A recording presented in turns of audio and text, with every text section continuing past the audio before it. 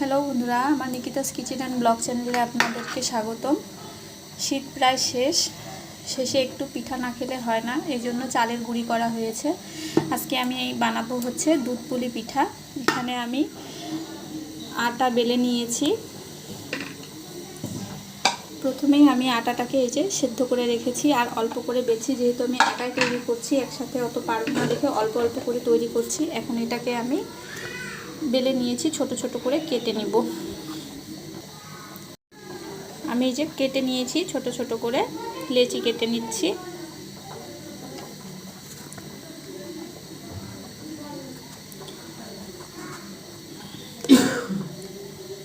এই যে এরকম করে আমি কেটে নিয়েছি।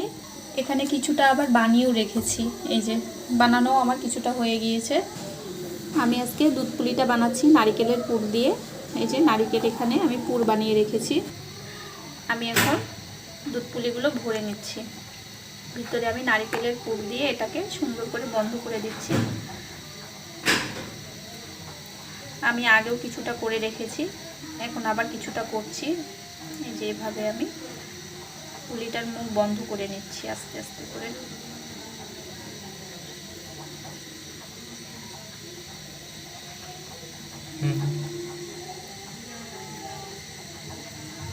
এই যে হয়ে গেল, আমি এভাবেই করে নিচ্ছি সবগুলো।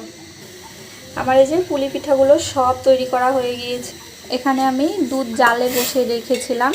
এখানে আমি শুধুমাত্র তেজপাতা আর এলাচ ব্যবহার করেছি। এখন আমি পুলিগুলো একটা একটা করে ছেড়ে দিব এর মধ্যে। এখন আমি একটা একটা করে ছেড়ে দিচ্ছি। দুধ পুলিটা সিদ্ধ হয়ে গিয়েছে সুন্দর করে। আমি এখন গুড় দিয়ে দিব, তাহলেই আমার তৈরি হয়ে যাবে দুধ পুলি। দেখুন, গুড় দেওয়ার পরে খেজুর গুড়ের দুধ পুলি হচ্ছে।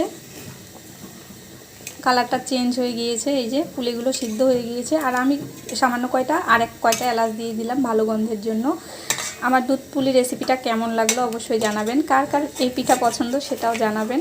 ভালো লাগলে অবশ্যই ফলো দিয়ে চ্যানেলের পাশে রাখবেন, আর লাইক শেয়ার করে দেবেন। কেমন লাগলো অবশ্যই একটা সুন্দর কমেন্টের মাধ্যমে জানাবেন। সম্পূর্ণ ভিডিও দেখার জন্য সবাইকেই ধন্যবাদ। এটা কিন্তু যত বাসি হবে তত খেতে ভালো লাগবে। আমি বানাচ্ছি রাতে, সকালবেলা খেতে কিন্তু এটা আরও মজা লাগবে। আর একটু মানে রস নামাচ্ছি, এটা কিন্তু টেনে গাঢ় হয়ে যাবে আরও। দেখার জন্য সবাইকে ধন্যবাদ।